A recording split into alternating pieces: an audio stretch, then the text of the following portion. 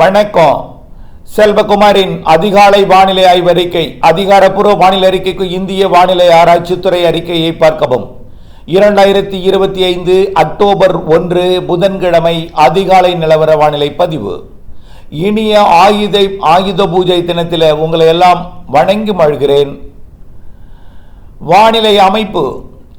ஏற்கனவே ஆந்திர பிரதேசம் வடக்கு பகுதி வழியாக கரை கடந்து சென்ற காற்றழுத்த தாழ்வு மண்டலம் செயலிழந்து மீண்டும் தீவிரமடைந்து குஜராத் கரையோரமாக ஒரு ஆழ்ந்த காற்றழுத்த தாழ்வு மண்டலமாக தீவிரமடைவதற்கு ஆயத்தமாகி கொண்டிருக்கிறது. தாழ்வு மண்டலமாக உருவெடுத்து விட்டது. வரக்கூடிய நாட்களில் ஆழ்ந்த காற்றழுத்த தாழ்வு மண்டலமாகவும் புயலாக கூட மாறலாம். மாறி ஓமன் நோக்கி பயணிக்க இருக்கிறது. ரைட். அடுத்தது, இந்த நிகழ்வு தென்மேற்கு பருவக்காற்றை அளவாக வழி அனுப்பும். இதனால இடிமழை பொழிவிற்கு சாதகம் ஏற்படும் தமிழ்நாட்டுக்கு. இரண்டால் காற்றை 50% திசை மாற்றி வைத்துக் கொள்ளும் என்பதனால. அடுத்தபடியா வங்கக்கடலிலும் நேற்று உருவான காற்றழுத்த தாழ்வு பகுதி தீவிர தாழ்வு பகுதி ஆகியது இன்றைக்கு மண்டலமாக போகிறது. மிக வேகமாக தீவிரமடையும் என்று சொன்னோம். நேற்றைக்கு முன்தினம் கண்ணுக்கு தெரியாத ஒரு காற்று சுழற்சியாக இருந்தது. மிக வேகமாக தாழ்வு நிலையானது பகுதியானது. இன்றைக்கு மண்டலமாகி இருக்கிறது. இன்னும் அறிவிப்பு வரவில்லை, வந்துவிடும். மண்டலமாகிவிட்டது. இது ஆழ்ந்த மண்டலம் வரைக்கும் தீவிரமடைவது உறுதி. இதுவும் கூட புயலாக மாறலாம். அரபிக்கடல் நிகழ்வோ அல்லது வங்கக்கடல் நிகழ்வோ ஏதாவது ஒன்று புயலாக மாறுவதற்கு வாய்ப்பு இருக்கு. புயலா மாறினா தமிழ்நாட்டுக்கு வராது. ஒன்று குஜராத் கரையோரத்திலிருந்து ஓமன் போகும், மற்றொன்று ஆந்திர பிரதேசத்தின் ஒடிசா எல்லையோரம் கடந்து அப்படியே சத்தீஸ்கர் ஒடிசா வழியாக மத்திய பிரதேசம் உத்தரப்பிரதேச பகுதியை நோக்கி நகரும். காரணம் ஏற்கனவே சொன்னோம், வியட்நாம் கடந்து ஒரு நிகழ்வு வந்தது. அந்த நிகழ்வு தன் கட்டுப்பாட்டில் ஈர்த்து வடமேற்கு திசை நோக்கி வடக்கு நோக்கி கொண்டு செல்கிறது. ரைட். ஓகே. அடுத்தபடியாக இந்த நிகழ்வு விலகி செல்கிற காரணத்தினாலே தமிழ்நாட்டிலே இடி மழை பொழிவிற்கும் சாதகம் ஏற்படுகிறது. இதன் அடிப்படையில் இன்றைய மழை பொழிவிற்கு சாதகம். நேற்றைக்கு சென்னையில் தூறல். இன்றைக்கு 1ஆம் தேதி நள்ளிரவு, 2ஆம் தேதி நாளை அதிகாலை ஆந்திர எல்லையோரத்தில் வடமேற்கு வெப்பக்காற்று வருகை காரணமாக, வெப்ப நீராவி வருகை காரணமாக குளிர்விக்கும் காற்று வடகடலோரத்தில் குவியும் என்பதனால, அதாவது தென்கிழக்கு கிழக்கு காற்று கடலோர காற்று சென்னை கடலோரத்தில், அதே சென்னை மற்றும் திருவள்ளூர் செங்கல்பட்டு மாவட்ட கடலோரத்தில் சந்திக்கும் என்பதனால இன்றைக்கு நள்ளிரவுக்கு பிறகு நாளை அதிகாலை திருவள்ளூர், சென்னை, செங்கல்பட்டு, காஞ்சிபுரம் மற்றும் ராணிப்பேட்டை, திருவள்ளூர், காஞ்சிபுரம், சென்னை, செங்கல்பட்டு மாவட்டங்களுக்கும் அதனை ஒட்டியுள்ள விழுப்புரம் மற்றும் புதுச்சேரிக்கும் நாளை அதிகாலைக்குள் நள்ளிரவுக்கு பிறகு ஒரு மழைப்பொழிவை கொடுக்கும் என்று எதிர்பார்க்கப்படுகிறது. ரைட். அடுத்தபடியாக இந்த மழைப்பொழிவு, இந்த மேகம் கடலுக்குள் இறங்கி நாளை 2ஆம் தேதி காந்தி ஜெயந்தி அன்று மேகமூட்ட வானிலையை டெல்டா மாவட்டங்களுக்கும் வடகடலோரத்திற்கும் கொடுத்து கொண்டிருக்கும். மழை வருவது போன்ற ஒரு வானிலையை அறுவடை செய்யலாமா, மழை வந்து விடுமோ என்கின்ற ஒரு அச்சத்தை ஏற்படுத்தும் விதமாக, பொதுவாக மேகம் இல்லாமல் இருந்தால்தான் வெப்பச்சலன இடிமழையை வரும். மேகம் இருந்தால் அது மழையாக மாறாது வெப்பச்சலனத்திற்கு. இந்த அமைப்பு உங்களை அச்சுறுத்தி கொண்டிருக்கும் நாளை காலை. அதற்கு பிறகு வரப்போகிறது மழை. அதில் எந்த ஒரு சந்தேகமும் வேண்டாம். நாளை வியாழக்கிழமை அக்டோபர் 2 காந்தி ஜெயந்தி என்று மாலை கர்நாடக எல்லையோரத்திலிருந்து ஆந்திர எல்லையோரத்திலிருந்து தொடங்கி வங்கக்கடலோரம் வரைக்கும் டெல்டாவிற்கும், அதேபோல மதுரை திண்டுக்கல் மாவட்ட நத்தம் திண்டுக்கல் பகுதியிலிருந்து, திண்டுக்கல் மதுரை மாவட்ட எல்லை பகுதியிலிருந்து, ராமநாதபுரம், புதுக்கோட்டை, சிவகங்கை மாவட்ட பகுதியிலிருந்து நாளை 2ஆம் தேதி மாலை உருவாகும் மழை வட மாவட்டங்களுக்கு முதல்ல கனமழை பொழிவை வட உள் மாவட்டங்களுக்கு கொடுத்து, அதாவது கிருஷ்ணகிரி, தர்மபுரியிலிருந்து சேலம் வந்து, சேலம், நாமக்கல், திருச்சி வடக்கு இவையெல்லாம் வாய்ப்பாக எடுத்துக் கொள்ளுங்கள். ஆனால் உறுதியாக வட உள் மாவட்ட பகுதிகளுக்கு கனமழை பொழிவை கொடுக்கும். திருப்பத்தூர், வேலூர், ராணிப்பேட்டை, திருவண்ணாமலை, கள்ளக்குறிச்சி, விழுப்புரம், கடலூர், புதுச்சேரி, சென்னை, திருவள்ளூர், காஞ்சிபுரம், செங்கல்பட்டு மற்றும் அரியலூர், பெரம்பலூர், கடலூர் நாளை மாலை இந்த மழைப்பொழிவு அங்கே கொடுக்க தொடங்கி இறுதியில் டெல்டா மாவட்டங்களுக்கு வந்து கொடுக்கும். டெல்டா மாவட்டங்களுக்கு 2ஆம் தேதி இரவு தாமதமாக 3ஆம் தேதி அதிகாலை வந்து கொடுக்கத்தான் வாய்ப்பு.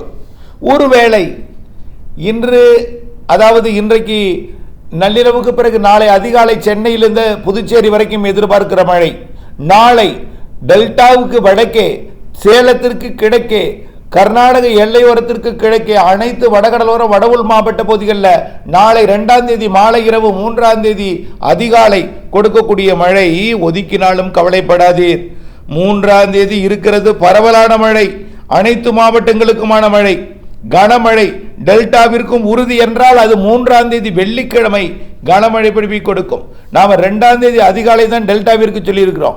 ஒருவேளை 2ஆம் தேதி அதிகாலை டெல்டாவில் நாகப்பட்டினம், மயிலாடுதுறை மாவட்டத்தில் வடக்கு பகுதியில் நாகப்பட்டினம், வடக்கு மயிலாடுதுறை, காரைக்கால் பகுதியில் கொடுத்து விட்டு சென்றாலும் மழையை எதிர்நோக்கி விதைப்புக்கு மழை எதிர்நோக்கி காத்திருப்பவர்கள், கருகி கொண்டிருக்கக்கூடிய நெல் பயிருக்காக காத்து கொண்டிருப்பவர்கள் 3ஆம் தேதி உறுதியாக எதிர்பார்க்கலாம். வெள்ளிக்கிழமை திண்டுக்கல், மதுரை மற்றும் தென் மாவட்டம் விருதுநகர், ராமநாதபுரம், சிவகங்கை, புதுக்கோட்டை தொடங்கி டெல்டா வரைக்கும் நல்ல மழைப்பொழிவை கொண்டு வரும். அதே நேரத்தில் ஆந்திர, கர்நாடக எல்லையோரத்திலிருந்து வடகடலோரம் வரைக்கும் நல்ல மழைப்பொழிவை 3ஆம் தேதி மாலை இரவு கொடுக்கும். கிருஷ்ணகிரி, தர்மபுரி, சேலம், நாமக்கல் மற்றும் திருப்பத்தூர், வேலூர், ராணிப்பேட்டை, திருவண்ணாமலை, கள்ளக்குறிச்சி, விழுப்புரம், சென்னை, திருவள்ளூர், காஞ்சிபுரம், செங்கல்பட்டு, புதுச்சேரி, கடலூர், அரியலூர், பெரம்பலூர், தஞ்சாவூர், திருவாரூர், நாகப்பட்டினம், மயிலாடுதுறை, காரைக்கால் மற்றும் மதுரை, திண்டுக்கல், திருச்சி மற்றும் புதுக்கோட்டை, சிவகங்கை, ராமநாதபுரம், விருதுநகர் இந்த மாவட்டங்களுக்கு நல்ல மழைப்பொழிவை வெள்ளிக்கிழமை 3ஆம் தேதி மாலை இரவு கொடுக்கும். இறுதியில் நள்ளிரவிலே புதுச்சேரிக்கும் சென்னைக்கும் இடையே உள்ளே திருப்பத்தூர், வேலூர், ராணிப்பேட்டை, திருவண்ணாமலை, கள்ளக்குறிச்சி எல்லாம் கனமழை பொழிவை கொடுக்கும். சரி, என்னாச்சு சார் காற்று பகுதி? கவலையே படாதீங்க, தாமதம் அடைதே, இதுவும் பொய்த்து விட்டு போய்விடுமோ என்கின்ற கவலை துளியும் வேண்டாம். கொஞ்சம் கொஞ்சமாகத்தான் வரும். காற்று திசை மாறி நிசப்தமாகும். கண்டிப்பாக வளிமண்டல சுழற்சி தமிழ்நாட்டின் கரையோரத்தில் உருவாக போகுது. ஆந்திர பிரதேச கரைக்கு வரும் நிகழ்வும் தமிழ்நாட்டு கரையோரத்தில் 2 நிகழ்வு அடுத்தடுத்தது வளிமண்டல சுழற்சி உருவாக போகுது. 7ஆம் தேதியிலிருந்து 12ஆம் தேதி வரை ஒரு வளிமண்டல சுழற்சி, 13இலிருந்து வடகிழக்கு பருவமழை தொடங்கும் வரைக்கும் ஒரு வளிமண்டல சுழற்சி தமிழ்நாட்டிலே அமைத்துக் கொண்டு கிழக்கு திசை காற்று, மேற்கு திசை காற்று, அதாவது கடலோரம் இருந்து கொண்டும் தமிழ்நாட்டின் வளிமண்டலத்தில் இருந்து கொண்டும் தென்மேற்கு பருவக்காற்றால் வெப்பமடைந்து லேசாகி மேலெழுந்து வரக்கூடிய அந்த வெப்ப நீராவியை குளிர்விக்கும் விதமாக அமைந்து காற்று பகுதிக்கும் கணவாய் பகுதிகளுக்கும் மேற்கு தொடர்ச்சி மலைக்கும் தென் மாவட்டங்களுக்கும் இதுவரை எங்கெல்லாம் பிரச்சனை இருந்ததோ, நமக்கு பெய்யாது என்று சொல்லிக் கொண்டிருந்த, நம்பிக்கை இழந்திருந்த பகுதிகளுக்கெல்லாம் மழை வரப்போகிறது 6ஆம் தேதிக்கு பிறகு. அதாவது 4ஆம் தேதியும் நல்ல மழை பொழிவை கொடுக்கும். காற்று பகுதிக்கும் வந்துவிடும். ஆனால் காற்று பகுதியில் ஒதுக்குதல் இருக்கும். அப்பொழுது ஒதுக்கும் பொழுது உங்களை என்ன செய்யும்? இது பெய்யாது, இந்த வருடம் வறட்சி தான் என்று மனதிலே சொல்ல வைக்கும். நம்பிக்கை வராது. இந்த அறிக்கை கேட்காதவர்களுக்கு அந்த நம்பிக்கையும் இருக்காது. ஆகவே நம்பிக்கை ஏற்படுத்தி கொண்டிருக்கும் நம்ம அறிக்கையை கேட்டுக் கொண்டிருப்பவர்களுக்கு நம்பிக்கை வரும். ஆனால் 4ஆம் தேதி 5ஆம் தேதி காற்று பகுதிக்கு சுற்றிலும் மழை பொழிந்து காற்று பகுதியை ஒதுக்கும் பொழுது, பல இடங்களே பெய்து ஒதுக்கி கொண்டிருக்கும் பொழுது நம்பிக்கையை முற்றிலுமாக இழந்து வடகிழக்கு பருவமழையே தொடங்க போகிறது. இன்னும் பெய்யவில்லை. வடகிழக்கு பருவமழை பெய்துவிட்டால் வட மாவட்டங்களுக்கு தான் பெய்யும், இது நமக்கு பெய்யாது என்ற ஒரு மிகப்பெரிய மனப்புழுக்கத்தை கொண்டிருப்பீர்கள். அப்படி அல்ல, நம்பிக்கை கொண்டிருங்கள். 7ஆம் தேதிக்கு மேல் 6ஆம் தேதிக்கு மேல் 7ஆம் தேதியிலிருந்து 8ஆம் தேதியிலிருந்து உறுதியாக அடுத்தடுத்த 2 வளிமண்டல சுழற்சிகள் தமிழ்நாட்டின் கரையோரத்துக்கு வரும். எங்கிருந்து வரும் பாருங்க, மியான்மர் கரையோரத்திலிருந்து தமிழ்நாடு வரவேற்கும். இனிமேல் அதில் இருந்து தமிழ்நாட்டுக்கு தான் நிகழ்வு, தமிழ்நாடு தெற்காந்திர பகுதிக்கு தான் நிகழ்வுகள் வரும் அதில் இருந்து. ஆக 8ஆம் தேதிக்கு பிறகு 2 வளிமண்டல சுழற்சிகள் அடுத்தடுத்து தமிழ்நாட்டை நோக்கி வந்து நல்ல ஒரு மழைப்பொழிவை, இறுதிகட்ட தென்மேற்கு பருவமழையை மதியம் மாலை இரவு மழைப்பொழிவாக கொடுத்து கொண்டிருக்கோம் 7ஆம் தேதி வரைக்கும். 8ஆம் தேதியிலிருந்து மதியம் மாலை இரவு நள்ளிரவு அதிகாலை காலை கூட சில நேரம் காலை ஓய்ந்துடும். காலை பெய்து கொண்டிருக்கூடிய மழை ஓய்ந்து மீண்டும் மதியம் தொடங்கும் வகையில் வரக்கூடிய அக்டோபர் 8 இருந்து காற்று பகுதி அவ்வளவுதான், முடிஞ்சு போச்சு. 8ஆம் தேதியோட காற்று பகுதி என்பது காணாமல் போய்விடும். அடுத்தது இனிமேல் மழை பிரச்சனை எப்ப ஏற்படும் உங்களுக்கு? அந்த தென்மேற்கு பருவமழை தொடங்கும் போதுதான், அடுத்த ஆண்டு மே மாத இறுதியில்.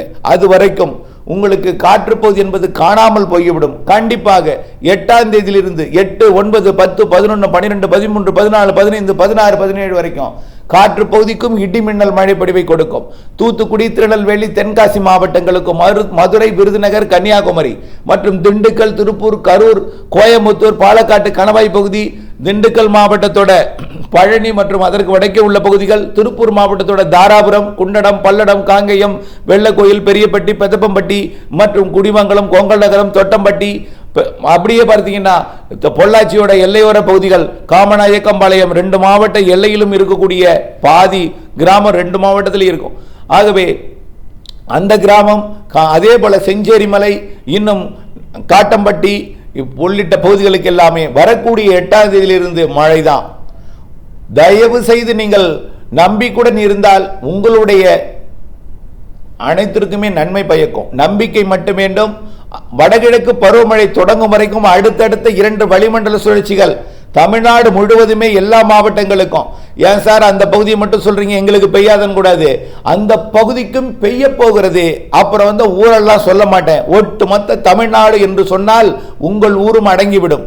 அதற்கு பிறகு ஆக 8ஆம் தேதிக்கு பிறகு சொல்லக்கூடிய அந்த வானிலையில ஒட்டுமொத்த தமிழ்நாடு என்றுதான் சொல்லுவேன். கிருஷ்ணகிரி முதல் கன்னியாகுமரி வரைக்கும், கிருஷ்ணகிரி முதல் கோடியக்கரை முனை வரைக்கும், திருவள்ளூர் முதல் கன்னியாகுமரி வரைக்கும், நீலகிரி முதல் கோடியக்கரை முனை வரைக்கும் அனைத்து மாவட்டங்களுக்கும் 8ஆம் தேதி முதல் ஒதுக்கி நல்ல ஒரு மழைப்பொழிவை கொடுக்கும். இடி மின்னல் மழைப்பொழிவாக இருக்கும். மதியமே தொடங்கும் மழை, மாலை இரவில் நல்ல மழை, ஒரு நாள் ஒதுக்கினாலும் அடுத்த நாள் கொடுக்கும் மழை. வடகிழக்கு பருவமழை தொடங்குவதற்கு முன் 2 வளிமண்டல சுழற்சிகள் சிறப்பானது ஒரு மழைப்பொழிவை கொடுக்க போகிறது என்ற நம்பிக்கையுடன் திட்டமிட்ட வேளாண்மைக்கு வானிலை அப்டேட்ஸுடன் இணைந்திருந்து நம்முடைய அறிக்கையை பார்க்காதவர்களுக்கும் பார்க்க செய்து வானிலை அறிந்து விவசாயம் செய்திடவும், அறுவடை உள்ளிட்ட உலர்த்துதல் உள்ளிட்ட பல்வேறு பணிகளுக்கும் வானிலை அறிந்து திட்டமிட்டு இடைவெளி அறிந்து அறுவடை செய்திடவும் அன்போடு கேட்டுக்கொள்ளுங்கள். நீங்களும் செய்திடுங்கள். இணைந்தே இருங்கள் அப்டேட்ஸுடன். நன்றி. மீண்டும் ஒரு தலைப்புச் செய்தியாக, அதாவது 2ஆம் தேதி நாளை மாலை இரவு வடகடலோரம் வடவுள் மாவட்ட பகுதிகளில் தொடங்கும் மழை. 3ஆம் தேதி கொஞ்சம் தென் மாவட்டங்களுக்கும் உள் மாவட்டங்களுக்கும் டெல்டா மாவட்டங்களுக்கும் கொடுக்க தொடங்கி 4/5 பெரும்பாலான மாவட்டங்களுக்கு கொடுக்க தொடங்கி காற்று பகுதியை ஒதுக்கி கொண்டிருக்கும். அதே வேளையில் 6ஆம் தேதி கொஞ்சம் இடைவெளி கொடுத்து 7ஆம் தேதியிலிருந்து காற்று பகுதிக்கும் கொடுக்கக்கூடிய அளவில் வளிமண்டல சுழற்சி வரப்போகிறது என்பதுதான் இந்த அறிக்கை. ஆக மழைப்பொழிவு தொடங்கும் நாள் இன்றைக்கு 1ஆம் தேதி அக்டோபர் 1 வடகடலோரம் நள்ளிரவிலே, வடகடலோரம் புதுச்சேரிக்கு வடக்கே நள்ளிரவு நாளை அதிகாலை. 2ஆம் தேதி மாலை இரவு வட உள் மாவட்டங்கள், வடகடலோரம் மற்றும் டெல்டா மாவட்டங்கள். 3ஆம் தேதியிலிருந்து பரவலாக தொடர்ந்து இணைந்திருங்கள். நன்றி.